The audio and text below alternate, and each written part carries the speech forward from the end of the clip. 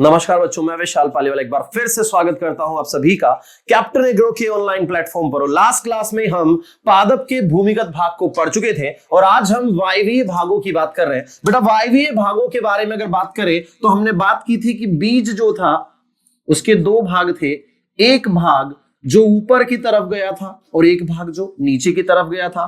बेटा, जो नीचे की तरफ गया था उसे हमने बोला था मूलांकुर। क्या बोला था? मूलांकुर बोला था। और जो ऊपर की तरफ गया था बेटा, इसे हमें बोला था प्रांकुर। बोलो, क्या बोला था? प्रांकुर। और मैंने आपको बताया था कि मूलांकुर भाग जो होता है, इस मूलांकुर भाग से बनता है बीज और प्रांकुर भाग से मींस तना पत्तियों का निर्माण होता है। मींस प्रांकुर भाग से ही वायवीय भागों का निर्माण होता है। और अब आइए शुरुआत करते हैं। मैंने शायद आपको यह भी बताया था कि जो प्रांकुर भाग है ये एक सिस्टम क्रिएट करता है जिसे सूट सिस्टम कहा जाता है, प्ररोह तंत्र कहा जाता है। तो चलिए कहानी शुरू करते हैं। सबसे पहला भाग, वायवीय भाग में हम क्या पढ़ेंगे बेटा? तो स्टेम या तने की हम बात कर रहे हैं कि तना क्या होता है। आप तो बस बोर्ड पर फोकस करो। क्या बोला मैंने? आप तो बस बोर्ड पर फोकस करो, बाकी मुझ पे छोड़ो। तने की अगर बात की जाए तो यह पादप का वायवीय भाग है। कैसा भाग है बच्चों? तो यह पादप का वायवीय भाग है जो प्रारंभ में हरे रंग का होता है, जो प्रारंभ में हरे रंग का होता है एवं अंततः भूरे रंग का हो जाता है। और इसका उपयोग हम भूरा रंग का होने के बाद किस रूप में करते हैं? कास्ट के रूप में करते हैं, लकड़ी के रूप में। आप जो लकड़ियां बेटा उपयोग में लेते हो ना, वो भूरे रंग के होने के बाद, आप जानते हो खुद हरे रंग का जो तना है वो तो गीला होता है साहब। आगे देखिएगा, नेक्स्ट देखिएगा। ऐसा कहा जाता है कि तना जो है, तना गुरुत्वाकर्षण के विपरीत दिशा में गति दर्शाता है। भाई, गुरुत्वाकर्षण किधर है? नीचे की ओर है। और तना किधर गति करता है? ऊपर की ओर गति करता है। साथ ही साथ कह देना प्रकाश की समान दिशा में गति करता है। बोलो, चलेगा बेटा? तो किसकी दिशा में? तो प्रकाश की समान दिशा में गति दर्शाता है। कौन? तना जो है ये प्रकाश की समान दिशा में गति दर्शाता है। अब इसी डिटेल को थोड़ा सा हम आगे बढ़ाते हैं। आइए बात करते हैं किसकी? केवल तने की ही बात कर रहे हैं, तो आइए तने की ओर भी बातें करते हैं। अब बात करें तने के प्रकार की, तो कठोरता के आधार पर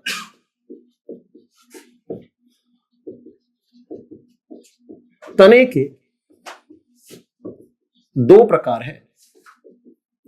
कितने प्रकार है बटो? तो कठोरता के आधार पर तनों के दो प्रकार है। पहला है हार्ड मींस कठोर तना, और दूसरा है सॉफ्ट मींस कोमल तना। तो एक कौन सा है? कठोर तना है, और दूसरा कौन सा है? कोमल तना है। कठोर तने की अगर बात करें तो आप खुद जानते हो यार, याद रखना बेटा, कठोर तने में शाखाएं नहीं पाई जाती। शाखाएं क्या बोलेगा बेटा? अनुपस्थित होती है। और कोमल तने में शाखाएं उपस्थित होती है। जैसे मैं एक नॉर्मल सा एग्जांपल तुझे दूं तो खुद देखना, आंधी तूफान आते हैं तो बड़े बड़े वृक्ष जो होते हैं ना वो हिलते नहीं है। मतलब हिलेंगे भी तो गिर थोड़ी ना जाते हैं, लेकिन फसलें तो बेचारी पूरी सो जाती है। तो याद रखना, जितनी भी फसलें ना बेटा, उन सब में कौन सा तना है? तो फसलों में कौन सा तना होता है? तो कोमल तना होता है। फसलों में गेहूं वगैरह जितनी भी है। और बात करें कठोर तने में कौन आएगा? तो यहाँ वृक्ष ले ले, तो वृक्ष में आम ले ले, नीम ले ले, इनके तने जो है वो कठोर होते हैं, उनमें शाखाएं जो है वो कम होती है। साथ ही साथ बेटा याद रखना, तने पर पर्व एवं पर्व संधियां पाई जाती है, जिन पर पत्तियां लगी होती है। जिन पर क्या लगती है बेटा? जिन पर पत्तियां लगी होती है। तो याद रखना है कि तने पर पर्व संधियां, इन्हें नोड एवं इंटरनोड कहते हैं। क्या कहते हैं? नोड एवं इंटरनोड इन्हें कहा जाता है। और इन पर क्या लगी होती है बच्चों? तो इन पर पत्तियां लगी होती है। आपको याद रखना है। तो ये तो बात थी कठोरता के आधार पर तनों के प्रकार की। अब आइए तने के कुछ रूपांतरण, तने के कुछ अदर प्रकार आपको बताता हूं।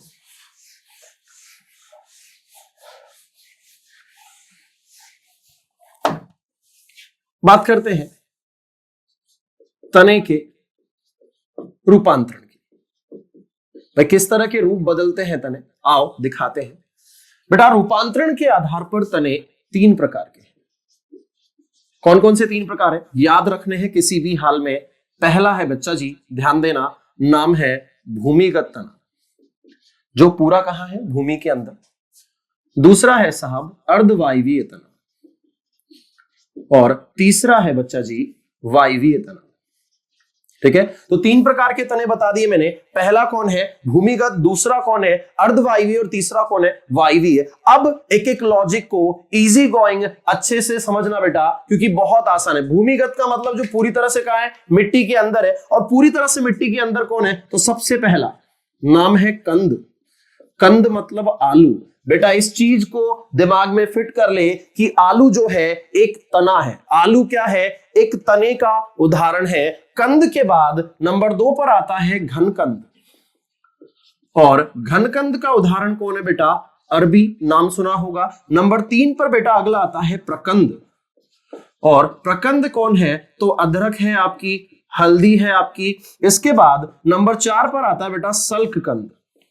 अरे कौन आता है, सल्ककंद आता है। और ये कौन है बेटा, तो प्याज और लहसुन है। याद रखना, आपसे पूछा जाए कि आलू पादप का कौन सा भाग है, तना है, अरबी भी तना है। मतलब आलू के रूप में आप क्या खाते हैं, तना खाते हैं। जैसे बात करें मूली के रूप में आप क्या खाते हैं, जड़ खाते हैं। ठीक है, आलू ये फल नहीं है बेटा, ये क्या है, जड़े हैं, तना है। आलू तना है, अरबी तना है, अदरक हल्दी भी तना है, प्याज लहसुन भी तना है। क्लियर है। अब आओ बात करते हैं अर्धवायवी की। अर्धवायवी में पहला आता है बेटा ऊपरी भूस्तरी, और ऊपरी भूस्तरी का उदाहरण कौन है बेटा, तो याद रखना घास। अरे बोलो कौन, घास। इसी को हम दूब कहते हैं। क्या कहते हैं बेटा, तो इसी को हम दूब कहते हैं। नंबर 2 देखना, अंदर आता है अंतभूस्तरी, और अंतभूस्तरी में कौन आता है बेटा, तो इसका एग्जाम्पल है पुदीना। अरे कौन है, पुदीना। मैं ये कहना चाह रहा हूं, जब हम दूब को खींचते हैं ना, तो आप देखना उसका तना जो है भूमि के ऊपर ही फटाफट खिंच जाता है, लेकिन पुदीना का थोड़ा सा अंदर और बाहर की तरफ होता है। नंबर 3 पर अगला आता है अंतभूस्तरी के बाद भूस्तरी, और भूस्तरी प्रकार का तना जो है ये किस में पाया जाता है, ये चमेली में पाया जाता है बेटा। किसमें, चमेली में। और लास्ट आया भूस्तारिका। भूस्तारिका जो है इस प्रकार का तना आपको कहां मिलेगा, तो जलीय पादपों, और जलीय पादपों में यहां कौन आ गई, जल कुंभी आ गई। बेटा कौन आ गई, जल कुंभी में कौन सा तना मिलता है, तो बोलना भूस्तारिका मिलता है। और याद रखना इस जल कुंभी को बंगाल का आतंक कहा जाता है। क्या कहा जाता है बेटा, तो जलकुंभी जो है इसे बंगाल का आतंक कहा जाता है। अब आप कहोगे सर क्यों कहा जाता है, तो बेटा याद रखना ये जलाशय पर जल्दी से कब्जा करती है। किसी भी जलाशय पर अगर एक बार ये उग गई ना, तो फटाफट से पूरे जलाशय को भर देती है। बंगाल के जितने भी जलाशय थे उनकी वाट लगा के रख दी थी किसने, जलकुंभी ने। इसी को वाटर हाईशीत भी कहते हैं। क्या कहते हैं बेटा, वाटर हाईशीत के नाम से भी इसको जानते हैं। तो मुझे ये सारी चीजें आपसे किसी भी हाल में मुझे ये याद चाहिए। आइए आगे बढ़ते हैं। अगला है आरोही तना, और बेटा आरोही तना किसमें पाया जाता है, तो बोलना कुकुरबिटेसी। कुकुरबिटेसी मतलब खीरा वीरा। इसके अलावा मनी प्लांट नाम सुना होगा आपने। मनी प्लांट जो है वो भी जो है उसमें भी आरोही तना होता है। आरोही तना मतलब जो किधर की तरफ गति करता है, ऊपर की तरफ गति करता है। और याद रखना इस तने को गति करने के लिए हम सहारा देते हैं। दूसरा है बेटा स्तंभ कंटक, मतलब तने पर क्या पाए जा रहे हैं, कांटे। और तने पर कांटे किसमें पाए जाते हैं, तो आपका नींबू हो गया, आपका गुलाब हो गया। अरे हुआ नहीं हुआ, नींबू हो गया, गुलाब हो गया। ठीक है, इसके अलावा आप ले सकते हैं बेर हो जाएगा। नंबर 3 पर अगला आया पर्णाभ स्तंभ, मतलब ऐसे पादप जिनका तना जो है वो पत्तियों के समान दिखाई देता है। और बेटा ये किस में मिलेगा आपको, तो ये मिलेगा आपको नागफनी, नागफली के अलावा कैक्टस, कैक्टस के अलावा ग्वारपाठा, एलोवेरा जिसे हम कहते हैं। तो इन सब का जो तना है वो पर्णाभ स्तंभ के नाम से जाना जाता है। मतलब इनका तना जो है वो पत्ती की तरह उसमें स्तंभ होता है। बोलो क्लियर है क्या बेटा। तो ये सारी चीजें याद रखनी है कि भूमिगत कौन है, अर्धवायवीय कौन है, और वायवीय कौन है। और देख बस हिंट देना, आराम से पढ़ना, आसानी से याद तुझे ये हो जाएंगे। अब आओ बात करते हैं तने के कार्य की।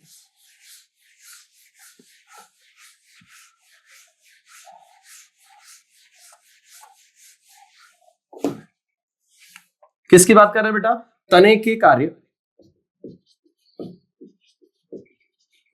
पहला कार्य, पादप को यांत्रिक सहारा प्रदान करना। क्या करता है? पादप को यांत्रिक सहारा देता है। बेटा यांत्रिक सहारा क्या होता है? तो सहारे भी दो प्रकार के होते हैं, एक जो खड़ा रख रहा है और एक जो हिलने के टाइम पे रोक रहा है। तो हिलने के टाइम पे कौन रोकता है? तना, इसलिए इसे यांत्रिक सहारा कहा जाता है। दूसरा बोलना भोजन का संचय। क्या बोला बेटा? भोजन का संचय। भोजन का संचय कौन कौन से तनों में होता है? जैसे आलू हो गया, जैसे अदरक हो गया, जैसे प्याज हो गया, जैसे लहसुन हो गया, ठीक है, जैसे अरबी हो गई। तो ये सब क्या कर रहे हैं बेटा? ये भोजन का क्या कर रहे हैं? संग्रहण कर रहे हैं। इसके अलावा याद रखना, कह दो बाह्य आघातों से रक्षा। बाह्य आघातों से कैसे रक्षा कर रहा है? तो कैक्टस वगैरह में या फिर नागफनी वगैरह में या फिर नींबू वगैरह में कांटे होते हैं बेटा। नंबर 4, इसके अलावा क्या करता है? पोषक पदार्थों का परिवहन। तो पोषक पदार्थों का परिवहन भी किसके माध्यम से होता है? तने के माध्यम से ही होता है।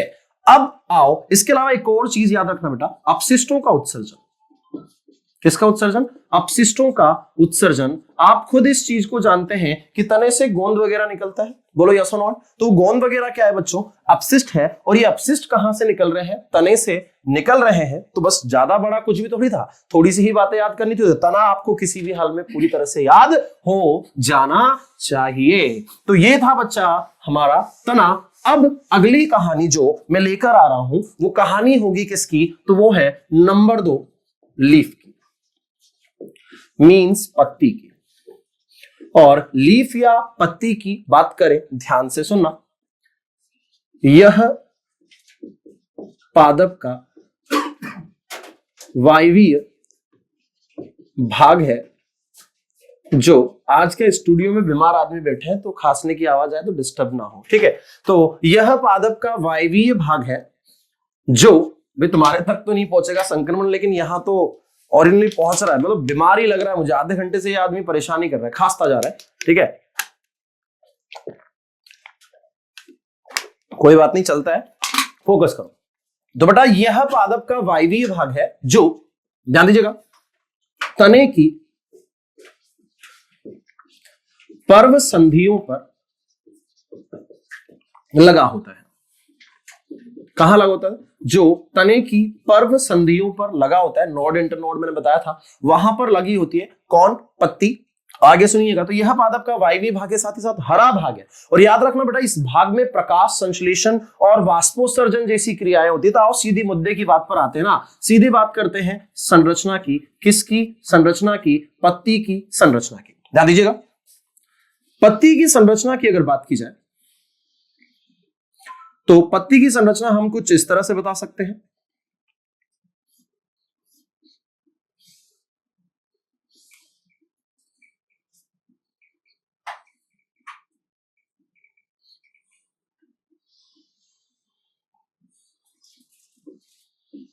ध्यान दीजिएगा, तो पत्ती की संरचना में 3 भाग होते हैं बेटा। सबसे पहला भाग नाम है इसका लीफ बेस, या इसी को कहते हैं बेटा पर्णाधार। क्या कहते हैं? पर्णाधार। दूसरा आता है पेट्योल, इसे कहा जाता है बच्चा जी पर्णवृंत। क्या कहते हैं? पर्णवृंत। और तीसरा है लीफ लुमिनस। क्या नाम है? लीफ लुमिनस, इसे कहते हैं पर्णफलक। अब मुझे बताओ तुम्हें, तो तुम सोचते हो पत्ती तो सर ये यार नमूनों सारी पत्ती है, ये पूरी पत्ती हम लेके बैठे थे, पत्ती सर इतनी सी, यार पत्ती वो नहीं है बेटा, वो पर्णफलक है। ध्यान देना, यहां से निकलती है एक छोटा सा हिस्सा, एक छोटा सा भाग, जिसे कहा जाता है अनुपर्ण। क्या कहा जाता है? अनुपर्ण। और अब ना तू बस बोर्ड पर ध्यान दे क्या क्या मैं समझा रहा हूं। सबसे पहला पर्णाधार। पर्णाधार क्या है? यह पत्ती को तने से जोड़े रखता है। पिक्चर खत्म। मतलब ये पत्ती का भाग है जो पत्ती को तने से जोड़े रखता है। आगे देखिएगा, दूसरा भाग कौन? पर्णवृंत। बोलना, यह डंडी नुमा संरचना है जो पर्णफलक को वायु में बनाए रखती है। कहां बनाए रखती है? जो पर्णफलक को वायु में बनाए रखती है। बेटा एक चीज ना नोटिस करना, सभी पादपों की पत्तियों में पर्णवृंत नहीं पाए जाते। क्या बोला मैं? सभी पादपों की पत्तियों में पर्णवृंत पाए नहीं जाते हैं। याद रखना, जिनकी पत्तियों में पर्णवृंत नहीं पाए जाते बेटा उन्हें अव्रंती कहते हैं, और जिनमें पाए जाते हैं उन्हें सव्रंती कहते हैं। अव्रंती कौन है? बोलना मक्का, बोलना गन्ना। बेटा जाके ना मक्का गन्ना की पत्तियां देखना,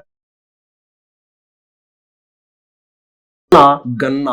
बेटा जाके ना मक्का गन्ना की पत्तियां देखना, ये डंठल नहीं मिलेगा घुमाने वाला तुझे, ठीक है? ये नहीं है, उसमें व्रंत नहीं होता है। और सव्रंती कौन है? बहुत सारे आम ले ले, नीम ले ले, इन सब में व्रंत पाए जाते हैं। बोलो क्लियर है क्या? अब आओ, इसके बाद आया सबसे मेन भाग जिसका नाम है पर्णफलक। पर्णफलक की बात करें, ध्यान से सुनो।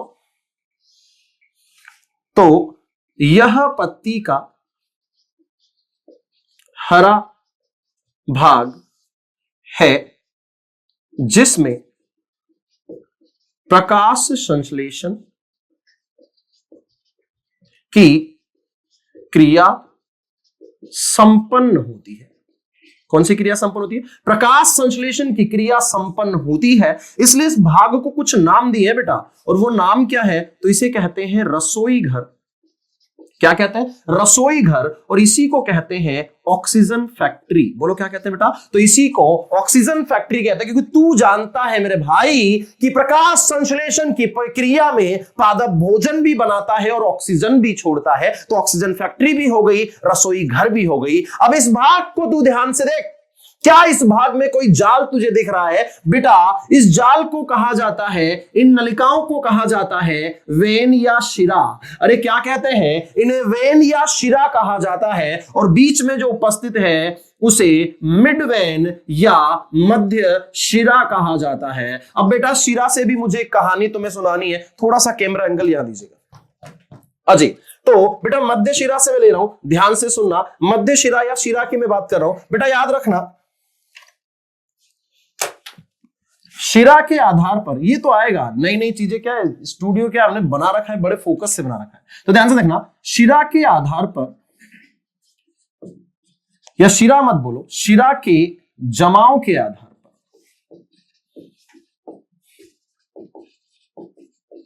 पत्तियां, हर एक लाइन को ना जहां एडजस्ट कर सकता है लिख लेना। पत्तियां दो प्रकार की है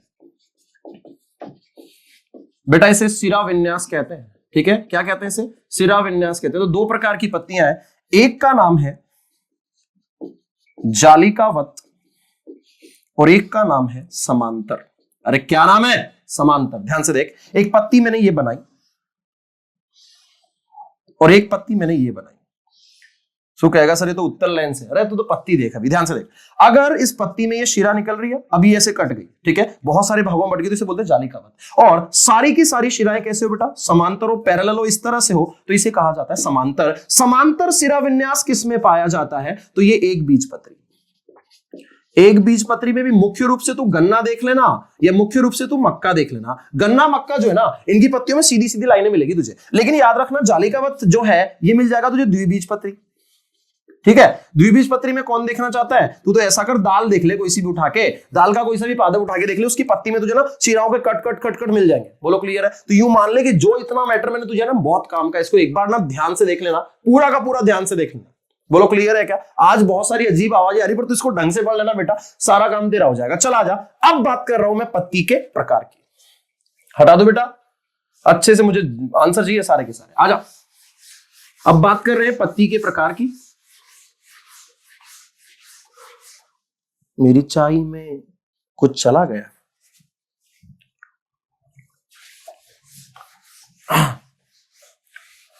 माफी चाहूंगा देवताओं, तुम्हें चाय नहीं पिला रहा हूं मैं, धन्यवाद। चलो, तो पत्ती के प्रकार की बात कर रहे हैं। और बेटा पत्ती के प्रकार की बात करें, देख तू तो पत्ती वत्ती कुछ नहीं, बस ध्यान दे बोर्ड पर। पत्ती के दो प्रकार हैं, एक सरल सिंपल लीफ और एक जटिल लीफ। ध्यान देना।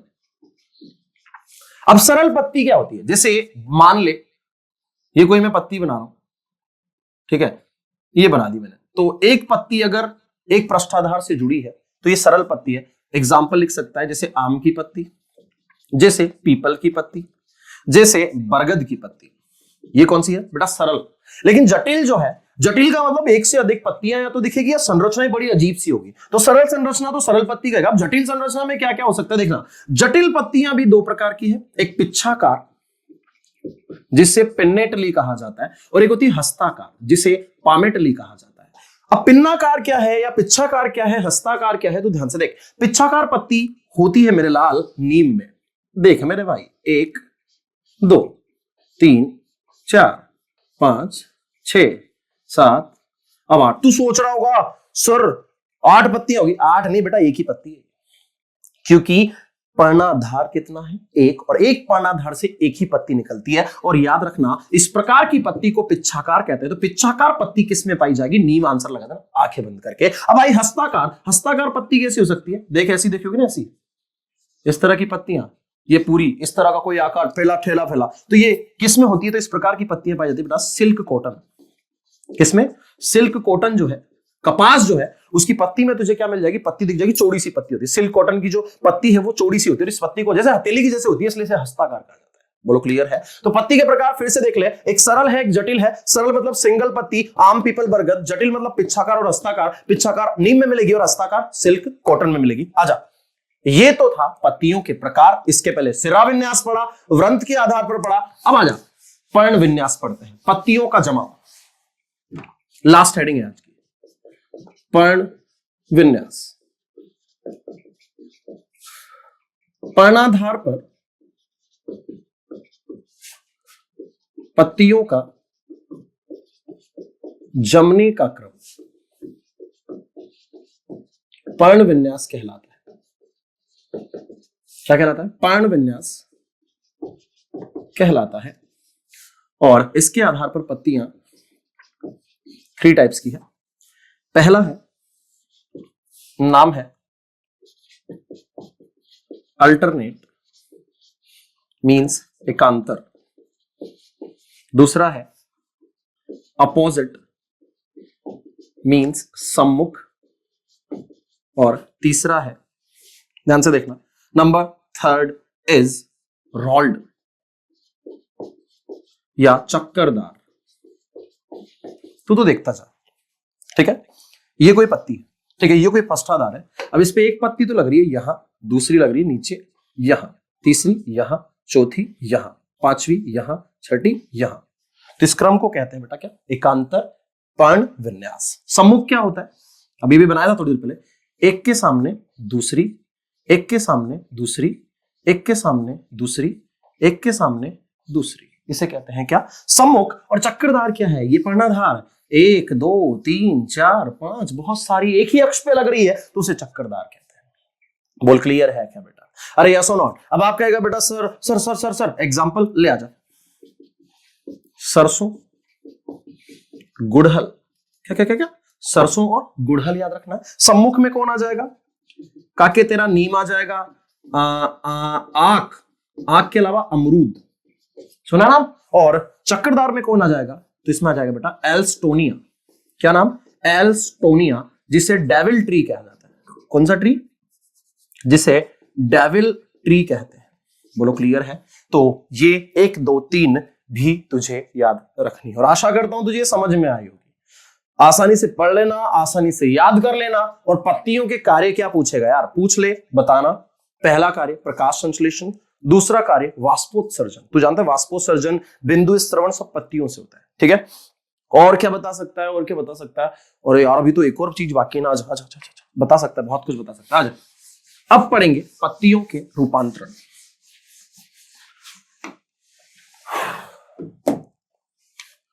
क्या पढ़ेंगे भाई? पत्तियों के रूपांतरण। पत्तियों के रूपांतरण में बेटा सबसे पहली पत्ती है जनन क्रिया करने वाली, और जनन क्रिया करने वाली पत्ती का नाम है बेटा ब्रायोफिलम। क्या नाम है? ब्रायोफिलम। इसी को पत्थर चट्टा कहते हैं बेटा। क्या कहते हैं? इसी को पत्थर चट्टा कहा जाता है। ठीक है, याद रखना इस पत्ती में जनन की क्षमता होती है, लैंगिक जनन की क्षमता होती है, अलैंगिक जनन की क्षमता होती है, मतलब कायिक जनन जिसे कहते हैं, उससे एक नया पादप निकल सकता है। जनन क्रिया के बाद में अगली एक घटपर्णी, यही को कहते हैं बेटा कीटहारी। क्या कहते हैं? कीटहारी पत्तियां। और कीटहारी कौन है? नाम याद रखना, ड्रोसेरा नेपेंथीज। ये कीटों को क्यों खाती है? मतलब घड़े जैसी होती है, कीट आके बैठेगा उसे खा जाएगी। कीटों को क्यों खाती है? नाइट्रोजन की आवश्यकता पूरी करने के लिए।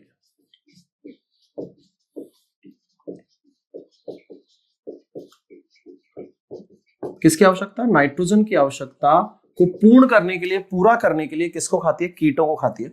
इसके बाद आती है ब्लेडर लीफ। और बेटा ब्लेडर लीफ किस में पाई जाती है? तो नाम है यूट्रिकुलेरिया। क्या नाम है भाई? यूट्रिकुलेरिया जो है, इसमें ब्लेडर लीफ पाई जाती है। ठीक है, इसके अलावा कुछ लीफ पर स्पाइन भी होते हैं, कांटेदार। तो कांटेदार में कौन आ जाएगा बेटा? कांटेदार में आपका एलोवेरा आ जाएगा, ग्वारपाठा जिसे कहते हैं।